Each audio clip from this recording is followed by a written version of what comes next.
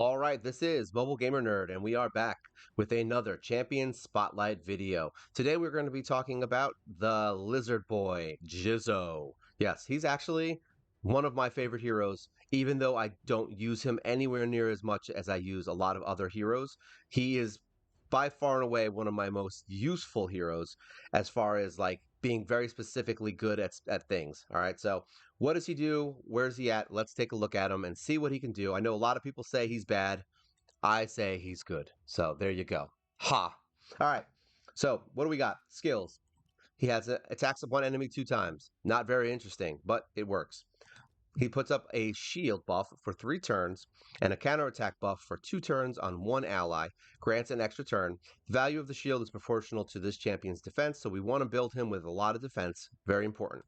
Then he's got an attack one enemy, which once again seems dumb, but he also has an 80% chance of placing a provoke debuff for 2 turns, places a 15% continuous heal buff on this champion for 2 turns, and it's based on defense. So essentially, what you want to do is just build him up with as much defense as you possibly can, and he'll just heal himself. He doesn't even need a heal set. He'll just heal himself.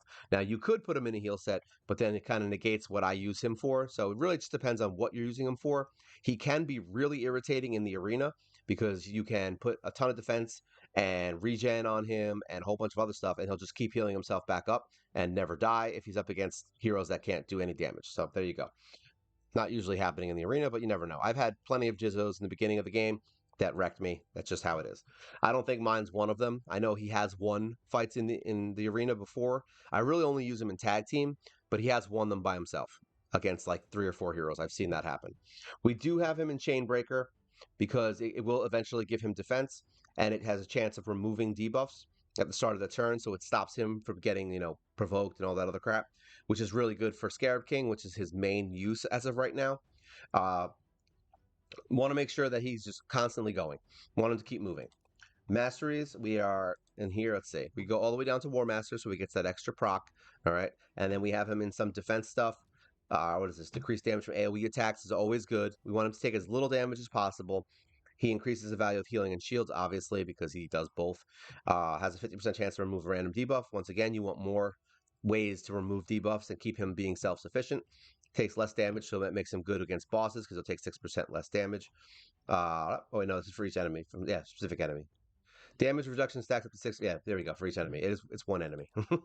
Has 50% chance of increasing turn meter. That's always good. Want him to get an extra attack off, and then he can counter attack when he loses a lot of HP, which doesn't happen as often because you want to build him tanky, but sometimes it does because bosses hit hard. That's just how bosses work. All right, artifacts. We have him in HP destroy. Why do we have him in HP destroy? Because I just said we use him for Scarab King. That's the main purpose of Jizzo. I wish I could say there was more to him. You can use him in dungeons, but it's really a one-off. Like I couldn't really think of one offhand where I'd be like, yeah, I'm going to use Jizzo outside of the Iron Twins because I do use him as a lead because he doesn't die because his resistance is really high. So I usually bring him in there as almost like a last ditch effort to beat the boss. And it does happen. It's actually how I beat some of the bosses. He'll just win because he keeps healing himself back up. And especially against the correct affinity, like Force Affinity, he'll wreck. All right. So we do use him in the towers. The Iron Twins, not the Towers. I always want to call them the Iron Towers or something. Is that from Dark Souls? That might be why. My brain is mixed on Dark Souls. So we've got him in a defense chest right now. We've got him in a crit rate glove. We've got him in speed boots. It's a 4-star. So like I said, this is not the best set by any means. We've got him in some decent HP, speed, crit rate, things like that. Resistance, defense. We definitely want tons of resist on him. All right, very important. We do have him in a HP ring, a defense amulet, and a resist banner. Now, I would probably say resist banner is the best option for him because we want him to resist things. Total stats, he's got 36,000 HP, 1,400 attack, 3,500 defense. So once we re-gear him, we're going to get this probably around 4,500 to 5,000. That's really what we want him at. Speed, we want to get this up.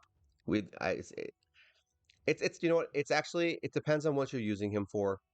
Speed could be high or low on him. If you're going to use him as more of a I want to get hit all the time and counterattack kind of person, speed might not be that great. I think for what we use him for, having him go faster and get more turns just to recycle the healing is probably your best option.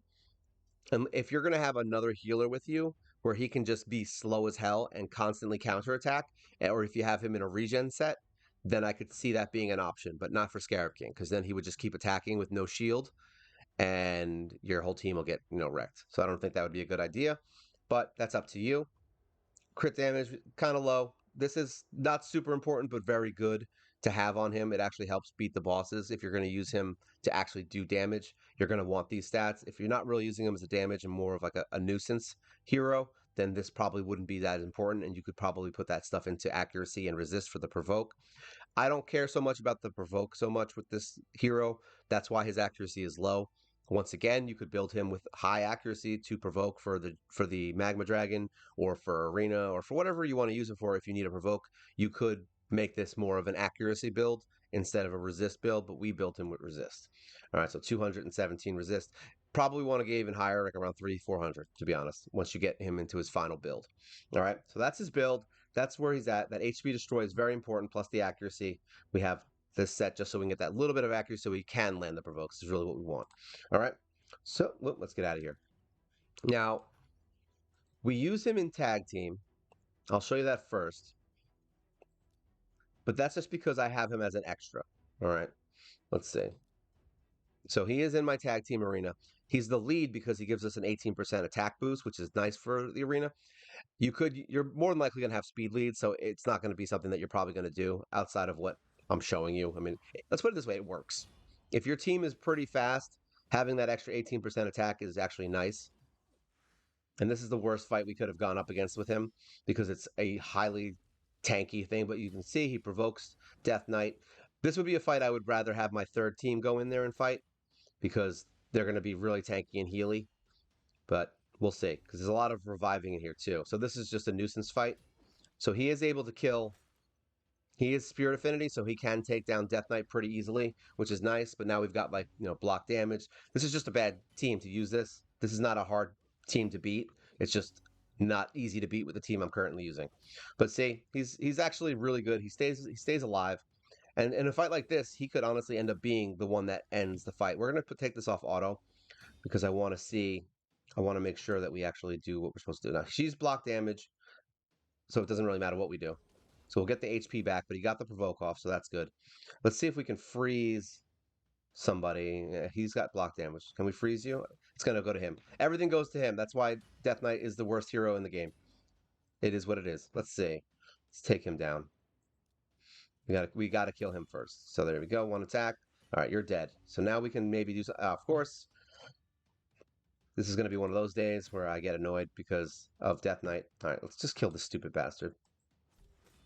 Kill him. Yeah, there we go. Die, Death Knight. Thank you, you're dead. All right, now we want Rector out of our face because she's an irritation. So we're going to try to provoke her possibly, but we're going to do this. There we go. Kill this dumb chick. We're just going to go for it. Go in. There we go. We're done. I don't care if he dies. Now we can use... This is where he becomes good. Now, in this specific fight on auto, he's going to put the counterattack on Broadmaw.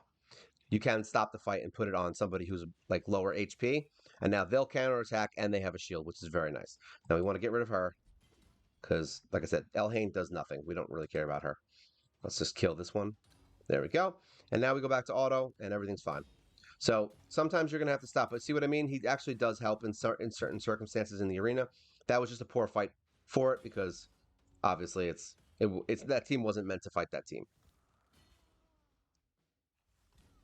That's how most of my fights in arena go. Say, that's the team I would have used to fight that other team because she can drop Rector and she can drop Death Knight in probably 2 turns. So there we go. Get that out of here. So that's where I use him in the arena, mainly just tag team for extra help. But his piece de resistance, as we always say, is in here. Doom Tower. Now, let's see, where do we start? We only have 1 key. So I'm not going to show the low level versions. I'm going to show you how we died. Now, this is, just to be clear, this is a poor man's version of beating him. All right, so this is the final level of Scarab King. This is the team we used. I did originally have Valerie in this team because she puts up shields. However, for this specific fight, for the end fight, having that shield actually hurts me. And Valerie's way too tanky, and she ends up out surviving Jizoh. because she's really tanky. Like she's got like 50,000 HP, I think, and a ton of defense. So what ends up happening is she gets a lot of attacks, and then Scarab King kills Jizoh before you can beat it. So there you go. We're gonna go in here. Oh no, no multi battle. Now this is literally just to show you exactly why Jizoh is really good. He gets you through it. That's all it is. Until you have something better, he can get you through these fights, which is what you want. All right, so we're gonna just take care of these guys. It's funny because the waves in this fight are actually easier than the ones for the second level, because the second level is got all unkillables and stuff, so it's kind of funny. All right, what do we got here? Is this the all enemies? Yep. Mr. Outrider. All right, we're gonna do. I want to kill one of these guys. All right, because she's gonna revive everyone, so we want to get them, take them out of the picture. All right. Can we kill her? Yes, she's dead. She's still provoked, so that's very good. And then we take her out, and we're good. All right, so no more resurrecting. The nuisance is over. Always take nuisances out first. But that's where the provoke comes in handy. You can literally just do that. Now, this guy is kind of irritating. So we're going to basically kill everyone. That's essentially what we're going to do. And we're going to only use her first skill. All right. Don't use her second skill. It's not important. All right. This is his HP drop. So we really just want to use the same skills on everybody. Now we want a counter on him only. He's going to put the counter attack on everyone else. So this is why auto is not really friendly here for this specific version of the fight. It's definitely good for the earlier versions. This team can auto with Valerie the first and second iteration of this fight. So there's no worry there. Now this one might not go. Nope, it didn't go. So the reason we're only using her A1 is because we want that. Well, let's just do we want to shield on him or everyone else? No, we're going to do it on it. Oh, I can't do it anyway. It doesn't matter. Everyone's getting feared. All right, so now we're going to use this. Keep him healing. You always want him healing and counterattacking. Because now they're going to start wiping the rest of the team. All right. This is because we don't have Valerie in here, just to be clear. If we had Valerie in here, this fight would be going a lot different.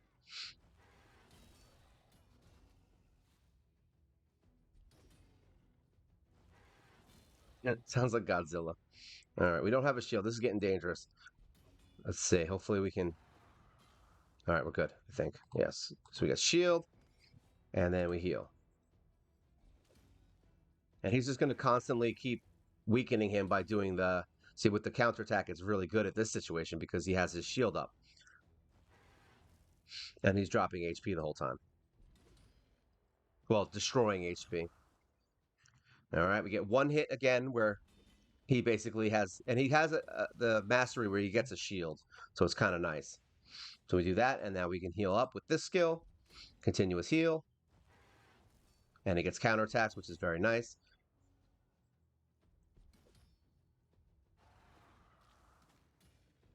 He resisted. He resisted. So, and he's got that extra passive for healing, which is nice. He can die here, just so you know. My team, this is not the perfect Jizoh. All right. Sometimes you just got to get that one-off hit where it ends up working out in your favor. It's kind of nice. Oh, there we go. This is where we go. We go poor. All right, let's see. Are we going to do it? Are we going to die? I think we're going to die. We might die. This might be... The shield's broke, so that's good. But we're going to die, I think. I don't think we have enough HP. Or maybe we do. This isn't going our way, but we'll see. You never know. That's what we wanted. Resisting and healing. And we want that shield to stay up as much as possible while he gets his attack. See, that's good. That's good. That was actually the best scenario that could have happened, is that shield stays up. So now we only have one attack where we're back. Hopefully he doesn't do any weird stuff. There we go. Oh, see? Dangerous. If you keep him at high HP in the beginning of the fight, you don't have these close calls, just so you know. Sometimes you'll have close calls, sometimes you won't. I've had him get back up to full HP. So it just depends on what happens like that. If when he does those specific attacks and if when the shield is up. So right now we have 2 turns without the shield, so that's not good. You want to have that shield up as much as possible. See if he takes it off. There you go. But luckily he does heal with that first hit, see? Alright, so oh, that's not good. That was a bad move. Alright. Provoking.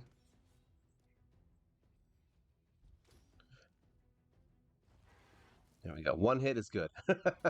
It's enough for me to heal back up and still have my shield back, which is what we want. We want that shield staying up like it just did, see? And now we only have 1 turn before the shield goes back down, and that's the best scenario possible, because now we only have to hit him once with the shield down, and he'll do his crap, and then there you go. That's the best case scenario for this. There you go, and now everything's back up. Gets very scary sometimes, right? But as you can see, Jizzo is kind of an awesome dude. He definitely does. He's definitely, like I said, he's really good for some specific things that he does. All right, one more hit. Go ahead, hit him. All right, we got our shield. We don't want to get cocky. Always play it the right way. And there you go. Scarab King dead. All right, now I believe I don't know how it works on auto once everyone dies. I'm not 100% sure. But I feel like if your Jizzo is built a lot more defensive than mine is, with a lot more resist, I feel like you could conceivably do this. I think let's look at his HP on his shield, on his skill. Let me see what that is about, and then we can figure it out. Let's say skills. So here we go. For 3 turns and a counterattack buff for 2 turns grants an extra. The value of the shield is proportional to champion's defense. So that's good. So really if you just built up his defense to like what I said, like around 5,000, I mean, it's possible. It's easily possible. Look at this. I mean, my Zephyr has 4,500, so she's got like 1,000 more defense than him. So we definitely could easily get his defense up a little bit higher here. He doesn't even have a 6-star piece on his chest. Everything else is, I mean, he's got all 5 and 4-star gear outside of these two, I think, right? Yeah, there's these two are 6-star. So there's a lot more defense that can be built into him very easily, which would be very nice. And that would make that fight a lot easier to auto. And if you have heroes that can do shields and stuff, then obviously you wouldn't need to have your whole team die in order to beat the fight. But at least you know that Jizoh is a hero that can get you through it, and everyone gets him in the first week. So, well, second week, sorry. Everyone gets him in the second week, so it's not like you're building him is going to hurt you.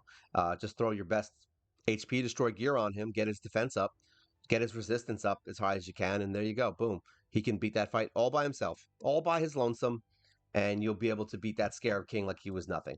As far as dungeons, like I said, he has no real use in a lot of dungeons that I can even think of. Like I don't use him anywhere else. I only built him to get me through Scarab King and do the HP destroy and make sure that we could get through that. So there's your boy. Like I wish I could say there was more to him. He's an okay hero for the arena. He will help you with certain teams. He's not. I don't. He's nowhere near being a meta hero. He's not going to be someone that you're going to be like, oh my god, this guy's making my arena team great. But if you build him that high, he could be a nuisance hero paired with someone like, I don't know, we'll say Rector or any of the healing, buffing, shielding heroes would essentially make him unkillable to a lot of teams in the arena. So you could use him for that. I think his talents would be wasted because he's really good in Scarab for me, but I'm sure there's better heroes for Scarab outside of Jizoh. But this is a mystery shard only run. So having a hero that can do what I just did is highly helpful because I know a lot of people are struggling with Scarab King. All right. So that's really it. That's really where Jizzo shines is as a tag team arena and a Scarab King hero, and then Iron Twins you can bring him in there too, just as an extra hero that just doesn't die. Or if you want to bring him into any boss, honestly, I brought him into some boss fights just because he doesn't die. But that's more early game. Not really now. In the end, you more have heroes that can just do damage and take the boss down. You don't really need someone like him. And I do use him in the Magma Dragon even though his provoke sucks in that fight. It's not good. You want better provokers like someone like Master Butcher in there probably, but it does work as a extra provoker. You can use him and then just kind of keep trying to get him to provoke. So you can use him in other places. All right, so that's Jizzo in a nutshell. I would say build him. I would say he is even though I don't use him that much, he is still one of my favorites. So don't think he's not worth it. He's 100% worth it, especially in the beginning when you got nothing else better. All right, so this is Jizzo. This is your Scarab King Slayer with a kind of metal arm. This is Mobile Gamer Nerd. You guys take care.